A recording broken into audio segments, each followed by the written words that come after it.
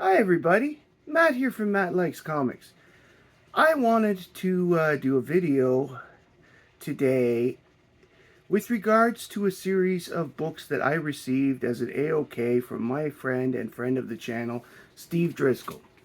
Steve has his own channel called Comics with Stevie D. You should give it a check out if you haven't already. He sent a little note which says, "Dear Matt, first time I've ever sent something to Canada. I'm learning a lot about DC books by watching your show. I read these books and it was pretty good." He's talking about the books that he sent me. "I thought you might find a place for them in your collection. Happy comic book hunting to you, Steve. P.S. When I went to Minnesota on a family vacation, we took a day trip into Canada. Thunder Bay. It's the only time I've been out of America. Saw a black bear on the side of the road. And for Thunder Bay, that sounds about normal. Anywhere up north like that has a bit of a I've seen a black bear in my neighborhood, and I live in a big city. Anyway, the name of the series was Superman, Wonder Woman, Whom Gods Destroy. I have to say that I really, really liked it. I can honestly... everything falls here. Okay. I can honestly say I really, really liked it because it had two things in it that I really, really like in a story. One, it had alternative history, and two, it had mythology in it. Specifically, in this case, Greek mythology. I really like mythology in general. It's one of the reasons I like comic books, because comic books by themselves are its own mythology. Now, back to the series I was about to talk about. This is an Elseworlds print of the imprint from DC.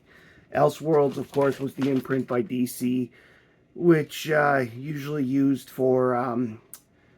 they told stories outside of the main canon, and they're usually of alternative universes and such. They don't really carry over from place to place, but they do have their place because Elseworlds could just tell great stories. For example, Superman Red Sun. That was an Elseworlds, and that was a great one. Whom Gods Destroy. It takes place in a world where Superman has not aged a day since Germany won the Second World War. But Lois and Lana, who are the other main characters, Lois Lane and Lana Lang, the other main characters of this story, have. This is many years later. The two ladies look their age and feel their age and such. At this time, Superman spends most of his time in the Forest of Solitude, which he's rebuilt on the moon, away from Earth, because there is a situation where Germany nuked...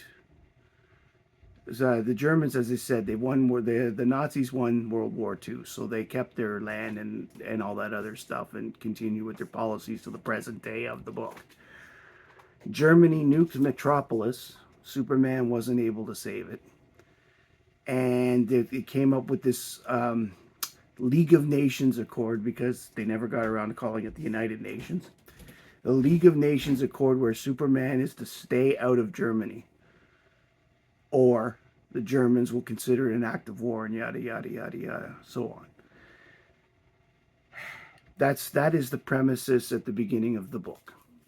So you've got issue 1, Superman, Wonder Woman, Where Gods Destroy. In the beginning, the Third Reich never fell, and they run Europe. Superman is no longer aging. Lois is now receiving visions of Superman gleefully killing people, including herself and Lana, while Lana has had dreams that she must go to Germany and grab this book. As she is going to the airport to Germany, she gets... as she leaves the airport in Germany, she is kidnapped. Searching for Lana takes Lois and Clark to Axis-held Europe. Clark goes by plane. in his civilian identity. They find they're trying to approach where Lana is, but while flying over, Lois and Clark are attacked by the plane that Lois and Clark are on are attacked by harpies and trolls, causing it to crash in German-held territory. I am just giving a quick synopsis. I am not going to give every detail because I want you to read the books, but I would like to interest you in the books. Here is issue number 2 of Superman Wonder Woman When Gods Destroy. Lois soon discovers that the Reich is actually ruled by the Greek god Adonis. And the Greek gods Artemis and Athena oppose Adonis in Europe to try and get rid of the Third Reich. The original Wonder Woman has left and betrayed Themyscira and has now become an angel within the Reich. She's a warrior. She's a leader. She is an absolute, symbol of good, strong Aryan women. It turns out that the Greek gods were absent. Were aligned. They were aligned with Hitler and the Nazis, allowing Greek mythological creatures to fight on the Nazi side, and they managed to fight superheroes like Justice Society and everybody else who existed then, and win to world domination. So the Americans had to surrender. A fight then breaks out between Athena, Artemis, and the Wehrmacht. Athena sacrifices herself in this book, thus empowering Lois with godlike powers as the new Wonder Woman. We got issue 3 of Superman Wonder Woman. As you can see here, we've got Lois as Wonder Woman and the original Wonder Woman, Diana, as a Nazi soldier. And by the way, they do call her Diana in this. There's no issue about that. Superman is transformed into a centaur by Ceres, who's one of the evil Nazi supporters in this series. Lana, having been gifted with the powers of the Oracle of Delphi, which is why she saw the book. Once she touched the book, she actually touched the book before she was kidnapped, thus getting the powers of the Oracle. That's more detailed in the second book. Again, I am just trying to give a synopsis. But she manages to convince Clark of his true nature. Once Superman has realized what he's done, he becomes contrite, because when he was a centaur, he led a harem of they're called marinas to crimes against women. So as a result, part of the penance Clark must pay in a magical society here is that he must live as a woman for the next little bit. So they transform him into a woman. This woman looks like Kara Zor-El. Okay, so they used his cousin's appearance as a basis for this Elseworlds story. The cousin doesn't exist. It's just you see Supergirl and you know it's Superman.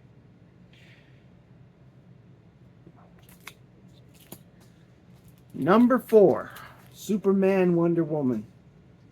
This probably has one of the coolest cover of the 4, as far as I'm concerned.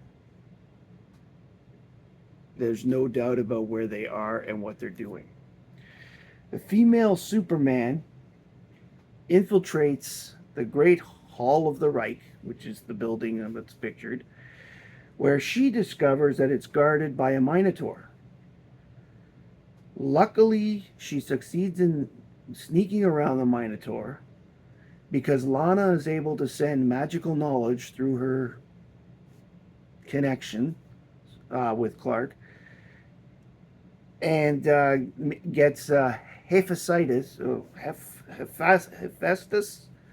the the guy, the blacksmith of the gods, help against Galata, who is one of the bad people. I never knew who Galata was, and I probably should have looked that up before the thing, but she's a very minor Greek character. I don't remember any major gods being named Galata, so I'm going to let it go at the moment. Lois defeats the evil Wonder Woman, and she manages to tie the evil Wonder Woman up with her lasso, thus reducing her effect for the rest of the book. It is then revealed that Hera and Zeus have been playing a chess match all along, using the world as its chess pieces. Once they've had enough, and like they get confronted by Lois, they bring Hades in, and Hades takes care of Adonis, and the situation resolves. There's no nuclear exchange because the Nazis did go on a nuclear alert and sent some bombs over. There's this whole subplot where they managed to assassinate the president of the United States, who was Hal Jordan, by the way, at the time. And so the new president decides to wait and see if Superman will save them before sending bombs back. Sure enough, Superman stops the nukes. He's himself again. And we're back to pretty much status pro quo from before the book. The difference is that the girls are still young, and they are both living with Superman in a polyamorous situation. They're living with Superman on the moon at the Fortress of Solitude, because Superman has finally decided, I'm done with the world right now because nothing I can do really makes a difference. I loved it.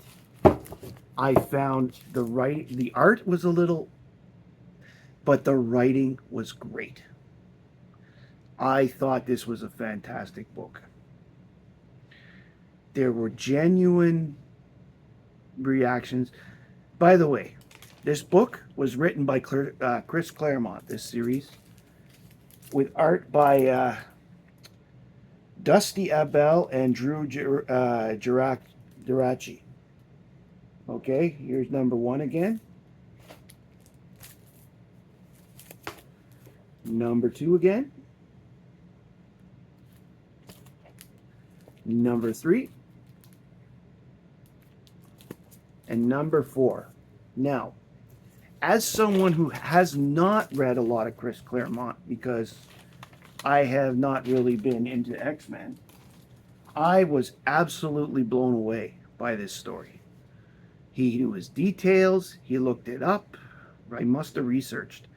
He had most of the Greek gods in a place that were which was very significant for the god to be in the story. Like Adonis was a perfect Adonis. If you know him from mythology, would make a great dictator.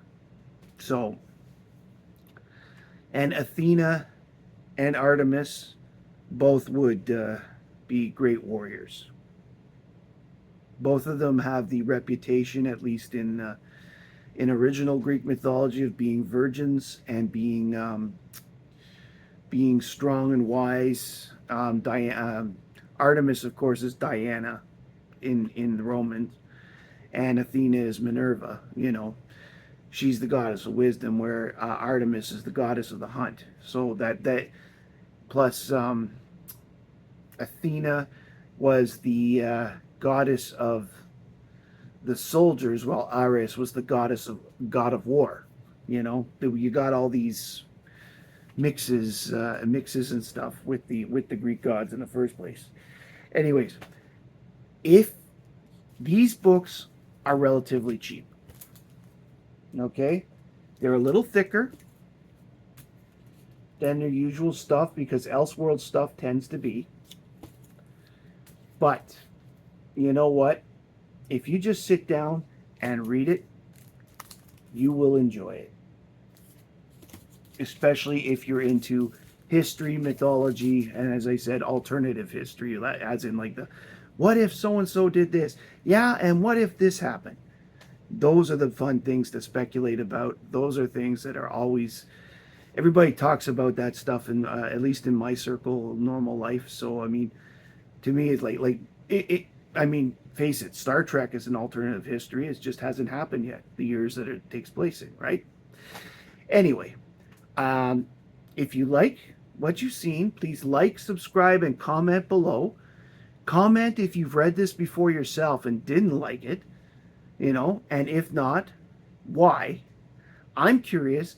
I like to see lots of discussion on comic books. It's why I do what I do. I just like to present. Here's what I think. I hope you like it. Please read. And other times I do my unboxing videos of it, like, or this is what I got at a show. Why? Because I like to share. Comic books are great. Anyway, my name's Matt, and I love comics. And I like comics too. And I hope you do too. Take care.